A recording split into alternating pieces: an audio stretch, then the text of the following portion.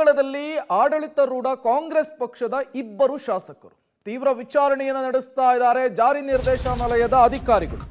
ವಾಲ್ಮೀಕಿ ಅಭಿವೃದ್ಧಿ ನಿಗಮದಲ್ಲಿ 187 ಕೋಟಿ ರೂಪಾಯಿ ಹಗರಣ. 5 ತಾಸಿನಿಂದ ನಾಗೇಂದ್ರ ಅವರನ್ನ ಇಡಿ ವಿಚಾರಣೆಗೆ ಒಳಪಡಿಸಿದೆ. ಯಾವುದೇ ಕ್ಷಣದಲ್ಲಾದರೂ ಕೂಡ ನಾಗೇಂದ್ರ ಅವರ ಬಂಧನವಾಗುವ ಸಾಧ್ಯತೆ ಇದೆ.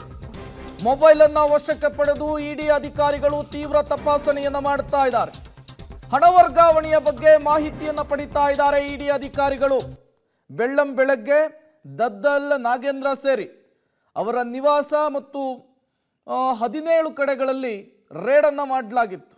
ಈ ಅಕ್ರಮ ಹಣ ವರ್ಗಾವಣೆಗೆ ಸಂಬಂಧಪಟ್ಟಂತೆ ವಾಲ್ಮೀಕಿ ನಿಗಮದಲ್ಲಾದ ಅವ್ಯವಹಾರದ ವಿಚಾರಕ್ಕೆ ಸಂಬಂಧಪಟ್ಟಂತೆ ಮಾಹಿತಿಗಳನ್ನು ತಡಕಾಡುವಂತಹ ಕೆಲಸಕ್ಕೆ ಇಡಿ ಮುಂದಾಗಿತ್ತು. ತತ್ಕ್ಷಣಕ್ಕೆ ನಾಗೇಂದ್ರ ಅವರನ್ನು ವಶಕ್ಕೆ ಪಡೆದುಕೊಂಡು ತೀವ್ರ ವಿಚಾರಣೆಗೆ ಒಳಪಡಿಸಿದ್ದಾರೆ. ಪ್ರಾಥಮಿಕವಾಗಿ ಒಂದಿಷ್ಟು ಪ್ರಶ್ನೆಗಳನ್ನು ಕೇಳ್ತಾ ಇದ್ದಾರೆ. ಹೌದು, ಅವರ ಇನ್ವಾಲ್ವ್ಮೆಂಟ್ ಇದೆ, ತಪ್ಪಿದೆ ಅನ್ನೋದು ಗೊತ್ತಾದರೆ ಬಹುತೇಕ ನಾಗೇಂದ್ರ ಅವರ ಬಂಧನವಾಗುವ ಸಾಧ್ಯತೆ ಇದೆ ಅಂತ ಹೇಳಲಾಗ್ತಾ ಇದೆ. ಮತ್ತಷ್ಟು ಡೀಟೇಲ್ಸ್ ಅನ್ನು ಕೊಡ್ತಾರೆ ನಮ್ಮ ಪ್ರತಿನಿಧಿ ಮುರಳಿ, ನೇರ ಸಂಪರ್ಕದಲ್ಲಿ ಜಾಯಿನ್ ಆಗಿದ್ದಾರೆ.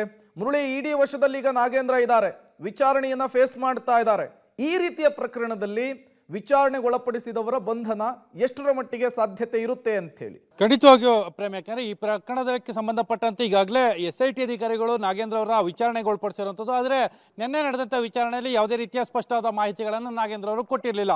ಆದರೆ ಇಡಿ ಅಧಿಕಾರಿಗಳು ಇವತ್ತು ನಡೆದಂಥ ದಾಳಿ ಏನಿತ್ತು, ದಾಳಿಯ ಸಂದರ್ಭದಲ್ಲಿ ಕಳೆದ 1-1.5 ತಿಂಗಳಿಂದನೂ ಕೂಡ ಇಡಿ ಅಧಿಕಾರಿಗಳು ನಿರಂತರವಾಗಿ ಒಂದಷ್ಟು ಮಾಹಿತಿಗಳನ್ನು ಕಲೆ ಹಾಕ್ತಾ ಬರ್ತಾ ಇರೋ ಸಂದರ್ಭದಲ್ಲಿ ಈ ಪ್ರಕರಣದ ಆರೋಪಿಗಳಾದಂಥ ಪದ್ಮನಾಭ್ ಇರ್ಬೋದು, ಪರಶುರಾಮ್ ಇರ್ಬೋದು, ನೆಕ್ಕುಂಟಿ ನಾಗರಾಜ್ ಇರ್ಬೋದು ಮತ್ತು ನಾಗೇಶ್ವರ ರಾವ್ ಇರ್ಬೋದು. ಅಂದರೆ ನೆಕ್ಕುಂಟಿ ನಾಗರಾಜ್ ಏನಿದ್ದಾನೆ ಆತ ನಾಗೇಂದ್ರ ಅವರ ಅತ್ಯಾಪ್ತ ಮತ್ತು ಅವರ ಜೊತೆಯಲ್ಲಿ ಕೆಲಸವನ್ನ ಮಾಡ್ತಾ ಇದ್ದಂಥ PA ಆಗಿದ್ದು ಕೆಲಸವನ್ನ ಮಾಡ್ತಾ ಇದ್ರು. ಅಂದ್ರೆ ನಾಗೇಂದ್ರ ಅವರ ಏನು ಮೌಖಿಕ ಸೂಚನೆಯ ಮೇರೆಗೆ ಇಡೀ ಹಗರಣ ಮತ್ತು ಇಡೀ ಪ್ರಕರಣ ನಡೆದಿದೆ ಅನ್ನೋದ್ರ ಬಗ್ಗೆ ಮೊದಲನೇ ದಿನ ಅಂದ್ರೆ ಚಂದ್ರಶೇಖರ್ ಅವರು ಯಾವತ್ತು ಆತ್ಮಹತ್ಯೆಯನ್ನ ಮಾಡ್ಕೊಂಡ್ರು ಮತ್ತು ಅವತ್ತು ಡೆತ್ ನೋಟ್ ಅನ್ನ ಬರೆದಿದ್ದ ಸಂದರ್ಭದಲ್ಲಿ ಕೊಟ್ಟಂತ ಮಾಹಿತಿಗಳಿತ್ತು, ಆ ಮಾಹಿತಿಗಳನ್ನ ಆಧರಿಸಿ ಇಡಿ ಅಧಿಕಾರಿಗಳು ಕೂಡ ಸಾಕಷ್ಟು ಕೂಲಂಕುಷವಾಗಿ ತನಿಖೆಯನ್ನ ಮಾಡ್ತಾ ಇದ್ರು.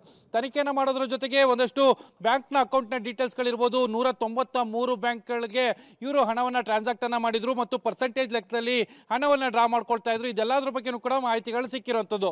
ಅಂದ್ರೆ SIT ಅಧಿಕಾರಿಗಳು ಈವರೆಗೆ ನಡೆಸಿದಂತ ತನಿಖೆ ಏನಿತ್ತು ಅಂದ್ರೆ ಕಳೆದ 1 ತಿಂಗಳು 5 ದಿನಗಳ ಕಾಲ ನಡೆಸಿದಂತ 35 ದಿನಗಳ ಕಾಲ ನಡೆಸಿದಂತ ಏನು ತನಿಖೆ ಏನಿತ್ತು, ಆ ತನಿಖೆಯಲ್ಲಿ SIT ಅಧಿಕಾರಿಗಳು ಬರೋಬ್ಬರಿ 35 ಕೋಟಿ ಹಣವನ್ನ ತಮ್ಮ ವಶಕ್ಕೆ ಪಡೆದುಕೊಂಡಿದ್ದಾರೆ. ಅಂದ್ರೆ ಅದು ನೆಕ್ಕುಂಟಿ ನಾಗರಾಜ್ ಇರ್ಬೋದು, ನಾಗೇಶ್ವರ ರಾವ್ ಇರ್ಬೋದು, ಜೊತೆಗೆ ಸತ್ಯನಾರಾಯಣ ವರ್ಮಾ, ಅಂದ್ರೆ ಇಡೀ ಪ್ರಕರಣದ ಮಾಸ್ಟರ್ ಮೈಂಡ್ ಮತ್ತು ರೂವಾರಿ ಆಗಿದ್ದಂತ ಸತ್ಯನಾರಾಯಣ ವರ್ಮಾ ಇದ್ದಾನೆ, ಅವರ ಮನೆಯಲ್ಲೂ ಕೂಡ ಸರಿಸುಮಾರು 8-9 ಕೋಟಿಯಷ್ಟು ಹಣವನ್ನ ವಶಕ್ಕೆ ತೆಗೆದುಕೊಂಡಿದ್ರು. ಇದು SIT ಮಾಡ್ತಾ ಇತ್ತು.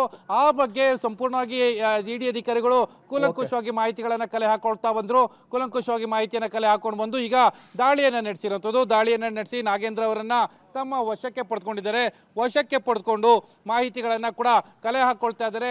ಜೊತೆಗೆ ಕಳೆದ 5 ಗಂಟೆಯಿಂದ ಅಂದ್ರೆ 7 ಗಂಟೆಯಿಂದನೂ ಕೂಡ ಅವರ ವಿಚಾರಣೆ ಪ್ರಾರಂಭ ಆಗಿರುವಂಥದ್ದು. ಮನೆಯಲ್ಲಿರುವಂತಹ ದಾಖಲಾತಿಗಳು ಮತ್ತು ಒಂದಷ್ಟು ಮಾಹಿತಿಗಳನ್ನ ಕಲೆ ಹಾಕುವಂತ ಪ್ರಯತ್ನಗಳನ್ನ ಮಾಡ್ತಾ ಇದ್ದಾರೆ. ಜೊತೆಗೆ ನಾಗೇಂದ್ರ ಅವರ ಬಳಿಯಲ್ಲಿ ಹೇಳಿಕೆಗಳನ್ನ ಪಡ್ಕೊಳ್ಳುವಷ್ಟು ಪ್ರಯತ್ನಗಳನ್ನ ಮಾಡ್ತಾ ಇರುವಂಥದ್ದು. ಪ್ರೇಮಿಲಿ ಗಮನಿಸಬೇಕಾಗಿರುವಂಥದ್ದು, 35 ಕೋಟಿ ಹಣ ಏನಿತ್ತು, 35 ಕೋಟಿ ಹಣಕ್ಕೆ ಪೂರಕವಾದ ದಾಖಲೆಗಳಿದಾವೆ ಮತ್ತು ಯಾರ್ಯಾರು ಎಷ್ಟೆಷ್ಟು ಹಣವನ್ನು ತೆಗೆದುಕೊಂಡಿದ್ರು ಅನ್ನೋದಕ್ಕೆ ತನಿಖೆಯಲ್ಲಿ ಬಯಲಾಗಿರುವಂಥದ್ದು. ಆದರೆ ಇನ್ನುಳಿದ 54 ಕೋಟಿ ಹಣ ಏನಿತ್ತು, ಹಣಕ್ಕೆ ಸಂಬಂಧಪಟ್ಟಂತೆ ನಾಗೇಂದ್ರ ಅವರು ಸ್ಪಷ್ಟನೆಯನ್ನ ಕೊಡಬೇಕಾಗಿದೆ. ಅಂದ್ರೆ ನಿಗಮದ ಅಧ್ಯಕ್ಷ ಮತ್ತು ನಾಗೇಂದ್ರ ಇಬ್ರು ಕೂಡ ಸ್ಪಷ್ಟನೆಯನ್ನ ಕೊಡಬೇಕಾಗಿರುವಂಥದ್ದು. ಪ್ರೇಮ್,